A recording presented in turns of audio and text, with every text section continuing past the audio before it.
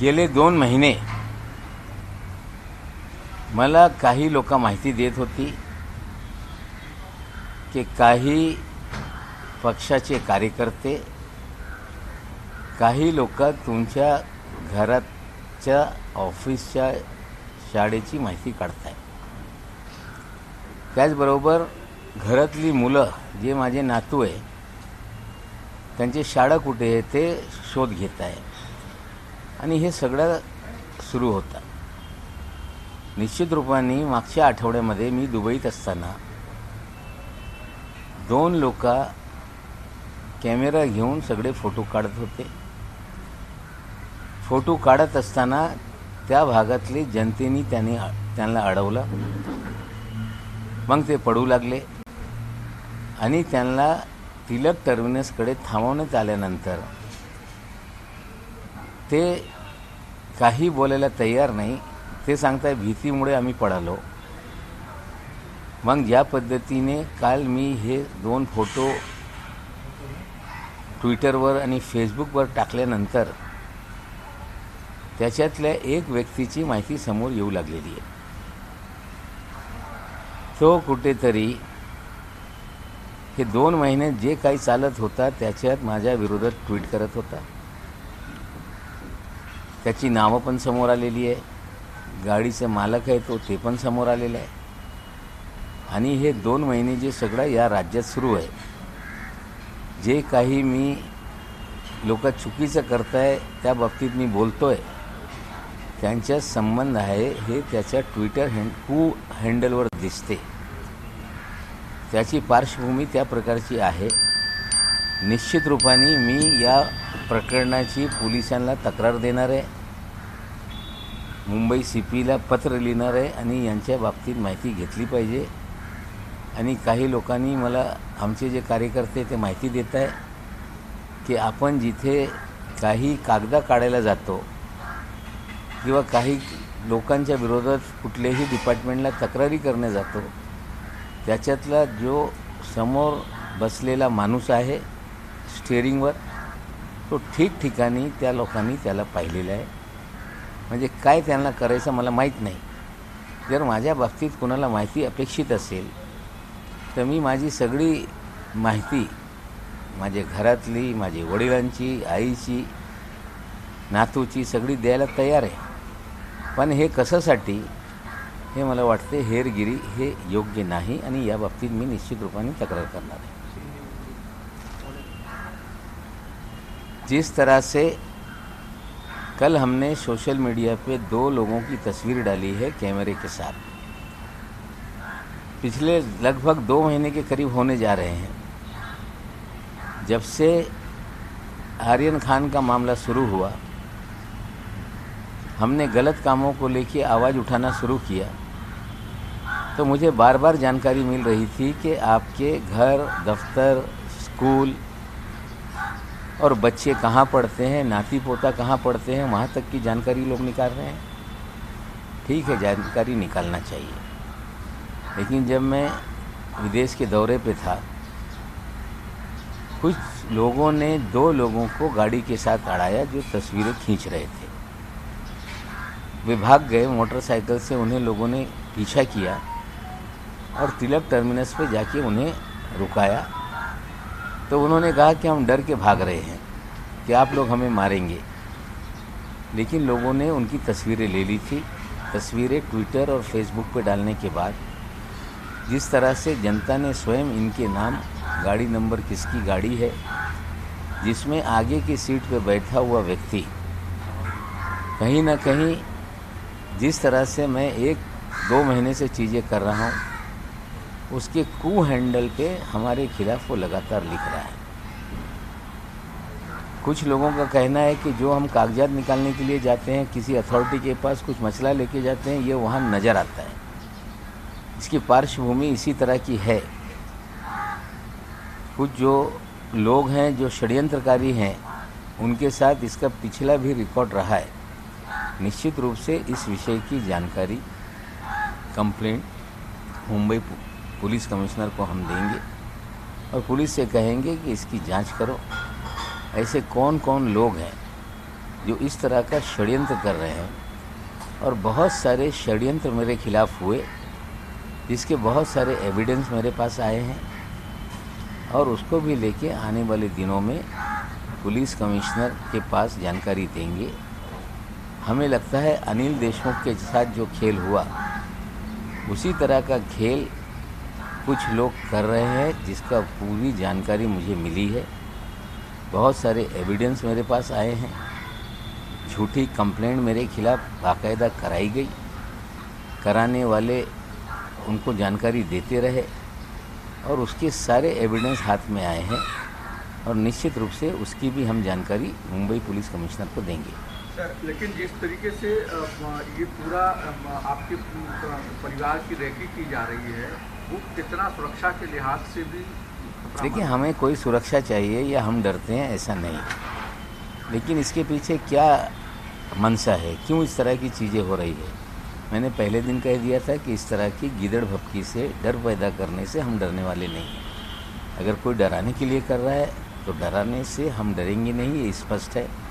और किसी को किसी रिकॉर्ड के लिए चाहिए तो गूगल पे सारी तस्वीरें उपलब्ध हैं। आज के ज़माने में इस तरह की चीज़ें उपलब्ध हो सकती है, लेकिन जिस तरह से रेकी करने का मामला है, पुलिस जांच करेगी कि सच्चाई क्या है इसमें। किसी राजनीतिक पार्टी से भी जुड़ा हुआ है? अनिल देशमुखांच्या विरोधात ज्या पद्धतीने खोटी तक्रार करून त्याच्याविषयी वेगळ्या पद्धतीने सगळं त्यांच्या विरोधात कारवाई सुरू झाली।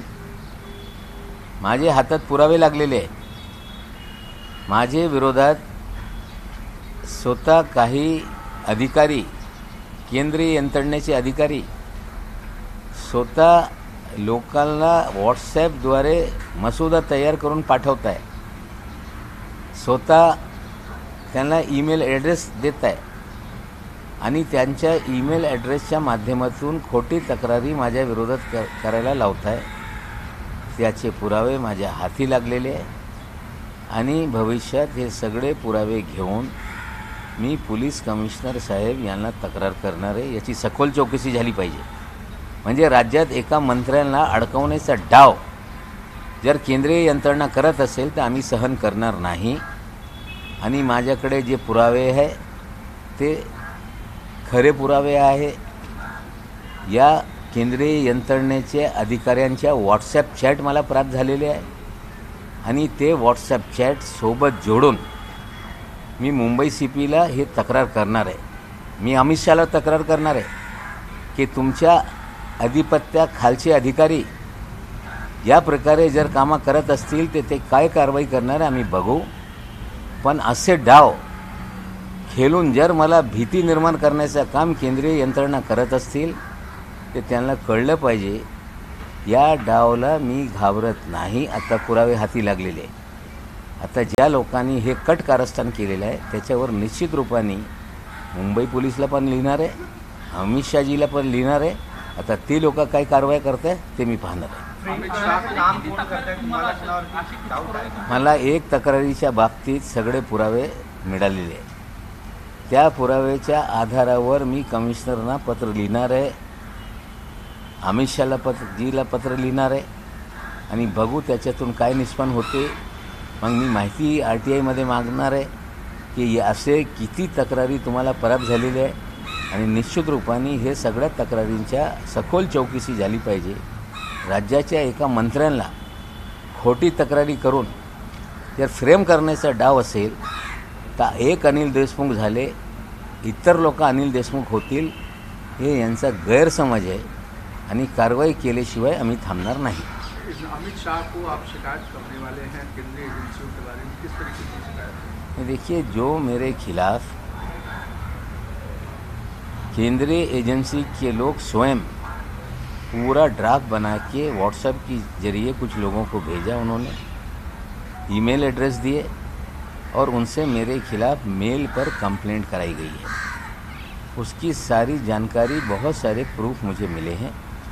उसको लेके मैं मुंबई कमिश्नर को लिखूंगा, और साथ ही साथ देश के गृह मंत्री को भी ये पत्र लिखा जाएगा, और इसकी जांच करके अधिकारियों पे कार्रवाई करने की हम मांग करेंगे। निश्चित रूप से अगर राज्य के एक मंत्री को इस तरह से झूठे मामलों में फ्रेम करने की कोशिश की जाएगी, उन्हें लगता है कि एक अनिल देशमुख हो गया कई अनिल देशमुख बनाएंगे, उनकी ये कहीं ना कहीं गलतफहमी है। जिस तरह से चीज़ें निकल कर आई है गंभीर विषय है। किसी मंत्री के खिलाफ झूठे कंप्लेंट कराना, उसे कहीं ना कहीं फर्जी मामले में फंसाने की कोशिश करना, इससे गंभीर मामला कुछ हो नहीं सकता। पुलिस कमिश्नर साहब को 2 दिन के भीतर एक पूरा टेक्निकल ड्राफ्ट बना के हम कंप्लेंट करेंगे और निश्चित रूप से आशा करते हैं कि कानून से बड़ा कोई नहीं और कार्रवाई होगी। बघा, केंद्रीय यंत्रणेचा वापर करून या सरकारला बदनाम करण्याच्या कट कारस्थान हे सुरूच राहिलेलं आहे. कधी ईडीचा वापर होते, कधी CBIचा वापर होते, कधी इन्कम टॅक्सचा वापर होते, आता NCBचा वापर पण होऊ लागलेला आहे. या केंद्रीय यंत्रणेचा भीती निर्माण करणे, या यंत्रणेच्या माध्यमातून कुठेतरी सरकारला बदनाम करण्याचा कट कारस्थान सुरूच आहे. आता जे पुरावे माझ्या हाती लागलेले हे गंभीर पुरावे आहे. याची तक्रार मी कमिशनर साहेब यांना करणार आहे आणि गृहमंत्र्यांना पण ते पत्र पाठवणार आहे.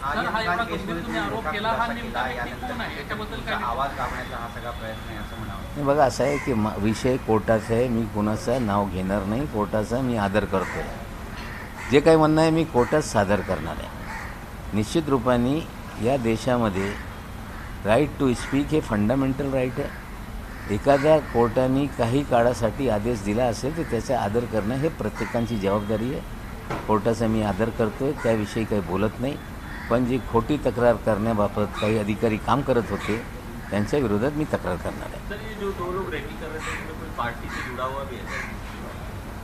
जिस तरह से उनके कू हैंडल पे उन्होंने ट्वीट किया है, कहीं ना कहीं जो भारतीय जनता पार्टी से उनके तार जुड़ते हैं निश्चित है. सर, तुम्ही गंभीर आरोप केला त्या व्यक्तीबद्दल काही डिटेल्स सांगू शकाल का? किंवा अशा पद्धतीनं तुमची व्यक्ती करतो किंवा तुमच्या तक्रारी अनेकांना पाठवण्यात येत आहेत आणि त्यांच्यावर कुठे तुमच्यावर गुन्हा दाखल? नाही, आता असं आहे, या तक्रारी झाल्यानंतर मी मीडियाला ते सगळ्या तक्रार जे झाली ते पुरावे माझ्याकडे आहे, मी ते सगळ्यांना सादर करणार आहे.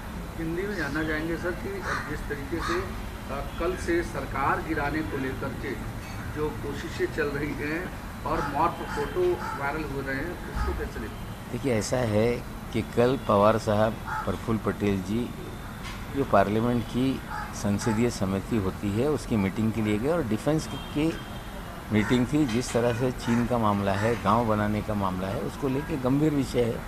पवार साहब दिल्ली में थे, प्रफुल्ल पटेल दिल्ली में थे और राणे साहब ने बयान दे दिया कि मार्च महीने में सरकार हम बनाएंगे.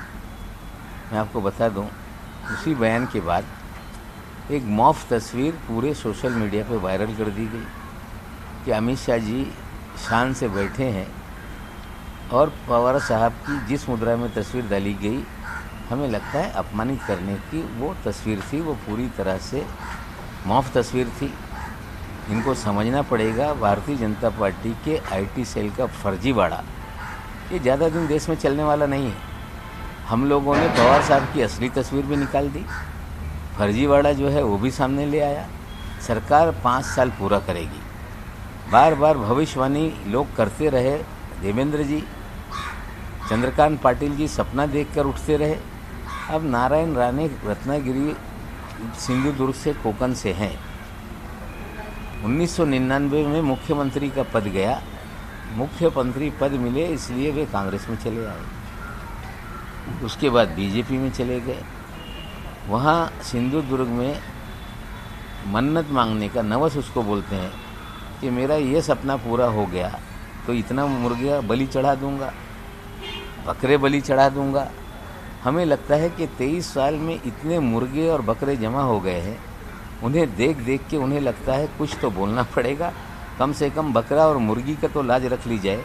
हमें लगता है इस तरह से वो बोल रहे हैं. सरकार 5 साल चलेगी और गठबंधन 25 साल के लिए है, ये मुख्यमंत्री जी ने कहा था. हम पूरा करेंगे और भारतीय जनता पार्टी हताश है.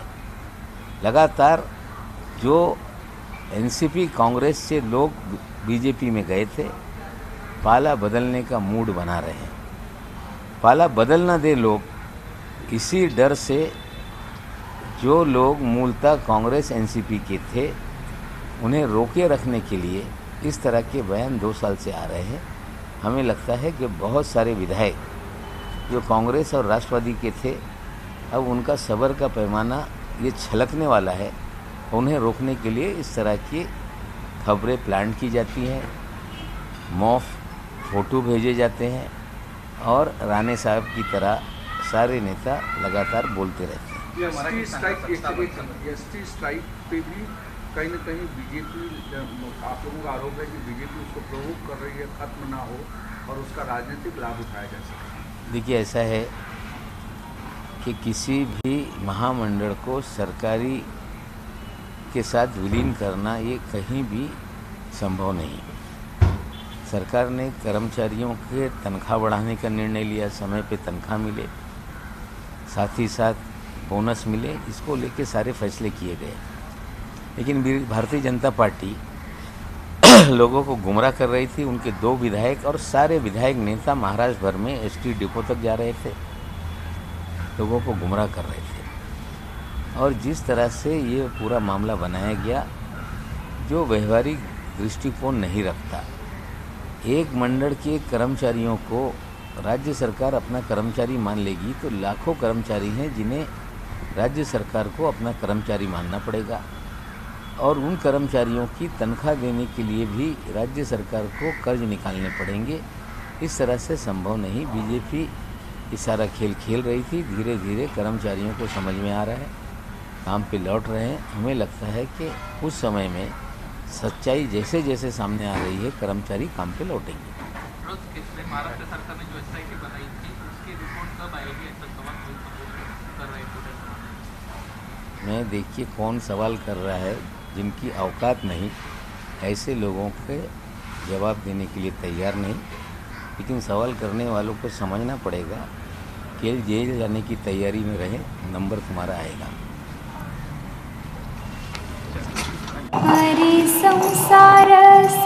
बहिणाबाईंची जात्यावरची ओवी म्हणजे